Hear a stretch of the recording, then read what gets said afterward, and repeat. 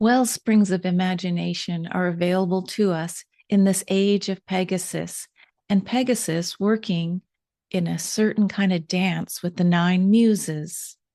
What makes us beautifully human is this free will choice point to invite the muses, a particular one or two, into your world and see, instead of tuning into the chaos of what's happening outside, to tune inward and invite a muse to come and dance with you. And when we choose to add into the collective field our joy of creation, nothing to do, nothing but just being with the joy of creation. But who wants to dance with you? Let's see. We invite your inner child to come on board, and let's look at those nine muses one more time. So here I have a list. If you choose to call in Calliope, she's the top muse of all nine. She's the muse of epic poetry. If you feel within your heart there's this knocking to start writing an epic poem or a book, such as the Iliad, what is the shaman's journey in your lifetime? What does it look like? What does it feel like? If you want to start writing, call in Calliope to assist you with your journey. All right, so the next muse we have is Clio. She's the muse of history. If when you think back in your younger days, were you a history buff? Did you like a particular moment in history? Where in the world was this history? Wouldn't it be fun to call in Clio? I mean, we used to have a cat named Clio, but history to remember, where did I come from? So many are enchanted with this idea of their past Atlantean lifetime or Lemurian lifetime. Call in Clio to help remind you and inspire you to tell me more about that moment in history. And then when it bubbles up and you want to share it with others, this is the reverberation of joy that goes into the field. All right, but if you are a lover of poetry, especially love poetry, if you like all things romantic, if you like Valentine's Day, call in the muse Erato. Erato, working with love poetry. All right, who comes to mind?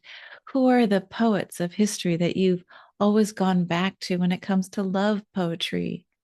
This part of being human, our heart wanting that, twin flame, the soul flame, meeting the other. If that is on your heart, call in Erato to help guide you in 2026. Again, especially at the auspicious moment of this latter time in February 2026, when we have so much activity happening in the creator's point. If you're a lover of music, or you find yourself to be a musician, call in Euterpe. Join me. Help me learn piano. And music. Maybe it's orchestral. Now, for those of you who like tragedy, this idea of the bittersweetness, those of you who kept looking back at Romeo and Juliet, the Edge, the Shakespearean novels, that yes, the hero we know will always die, but it's a beautiful death. If you find yourself liking that friction point of, what will happen this time to the hero, tragedy, call in Melpomene. And believe me, I'm guessing on the sounding of this name. Melpomene, muse of tragedy, join me in 2026. That bittersweetness. So if you like to sing the sacred hymns, if you like mantra, if you like the music of, yes, Natam Kaur, someone who I find completely devoted to the songs and hymns of the sacred, call in Polyhymnia. Hymnia. Okay, Polyhymnia, the muse that brings in sacred poetry, the songs of the divine. If, let's say, you're into the Bible stories, King David dancing in delight, singing the songs and praises to God. When I was a teenager, I found the work of Khalil Gibran and the poetry of, you know, the ancients really calling my heart, but it was poetic and it was hymnal. So the muse's name is Polyhymnia and Pegasus. All right, for the dancers out there, or if you want to learn to dance, if you choose to move your body, call in Terpsichore.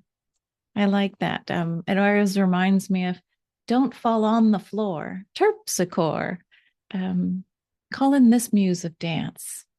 I'm always amazed at people who are attuned to their body and can make those gymnastic moves or movements with the earth, sacred dance. And if you love to laugh and the laughter and the muse of comedy, if you want to call her in, call in Thalia. Yeah, comedy is the antidote to so much fear being ascribed to the collective right now. Comedy. Let yourself belly laugh. Your whole body hears the laughter and reverberates in joy at the joke of it all. And for those of you listening who enjoy astrology, who love looking up at the heavens, call in the muse Urania, the muse of astronomy, the sciences, and astrology. If you were to ask me, Ursula, which muses are calling you into union for wellsprings of divine inspiration, for downloads?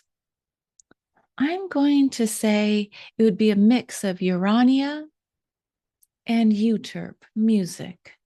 So, how do we take the music of the stars? They're telling me it's the music of the spheres, listening to the planetary sounds, the hertz coming off of Venus, Mars, Pluto, and then even the sounds and the sacred music of beyond the seven planets.